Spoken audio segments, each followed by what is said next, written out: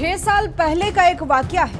2019 में कर्नाटक के deputy CM और बीजेपी के सीनियर नेता लक्ष्मण सावदी असेंबली में पौंड देखते हुए दिखाई दिए थे। उसके 4 साल बाद त्रिपुरा में बीजेपी विधायक जादव लाल नाथ असेंबली में ही पौंड देखते हुए पाए गए।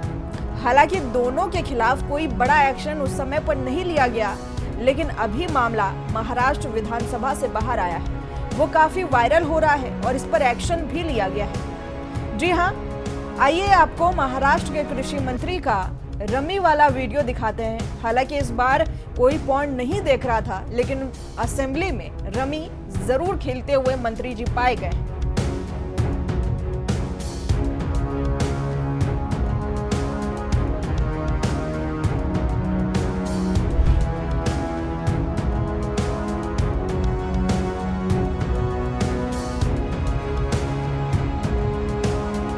नमस्कार, आप देख रहे हैं यंग भारत न्यूज और मैं हूं आपके साथ ज्योति यादव। दरअसल महाराष्ट्र के कृषि मंत्री असेंबली में पौंड तो नहीं पर ऑनलाइन रमी खेलते हुए पाए गए।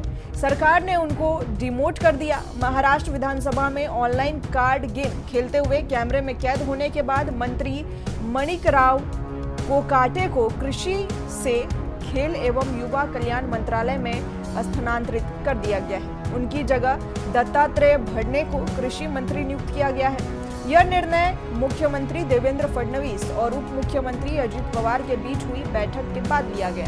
कोकाटे राष्ट्रवादी कांग्रेस पार्टी यानी कि अजित पवार के कोटे से मंत्री बने थे। इस पर एनसीपी सांसद सुप्रिया सुले का भी बयान सामने आया है और उन्होंने कहा है कि मंत्री को इस्तीफा देना चाहिए। जो आदमी ताश खेल रहा है असेंबली में, जो एक लोकतंत्र का मंदिर है, उस मंदिर में ताश खेल रहा है, उसका रेजिग्नेशन लेना चाहिए था, इस्तीफा लेना चाहिए था। उनको तो प्रमोशन ही दे दिया इन लोगों ने। स्पोर्ट्स एक बहुत बड़ी चीज है इस देश में। खेलो इंडिया से जैसा किरण रिजिजू जरूर वो अलग सोच विचार की पार्टी में काम करते हैं, फिर भी जो प्रोग्राम किरण रिजिजू के नेतृत्व में खेलो इंडिया हुआ, बहुत अच्छी तरह ने उन्हें इम्प्लीमेंट किया और अच्छे को अच्छा कहना चाहिए। तो एक तरफ खेलो इंडिया में बच्चे करियर बनाने जा रहे हैं और एक ताश खेलने वाला रमी राव को ये मंत्री बना रहे हैं, बहुत महाराष्ट्र के लिए हानिकारक है। हालांकि कोकाटे ने आरोपों को खारिज करते हुए दावा किया कि वो रमी नहीं खेल रहे थे, बल्कि अपने मोबाइल पर एक पॉपअप विज्ञापन बंद करने की कोशिश कर रहे थे। वो बोले, अगर आरोप साबित हुआ तो इस्तीफा दे देंगे। कोकाटे की यह पहली हरकत नहीं है जिसने सरकार को कटघरे में लाकर खड़ा कर दिया हो। उन्होंने कुछ महीने पहले ही किसानों पर भी एक विवादास्पद बयान दिया था। उन्होंने उस वक्त कहा था कि हमने किसानों को 1 रुपए में फसल बीमा दिया। आजकल भिखारी भी 1 रुपया नहीं लेते। कुछ लोगों ने इस योजना का दुरुपयोग किया। जब इस पर हंगामा बरपा तो उन्होंने सफाई में कहा कि उनकी टिप्पणी का गलत अर्थ निकाला गया। उन्होंने कहा था कि सरकार किसानों से 1 रुपया लेती है, लेकिन किसानों को भी 1 रुपया नहीं देती। सरकार पैसे लेती है तो भिखारी कौन है? सरकार भिखारी है, किसान नहीं।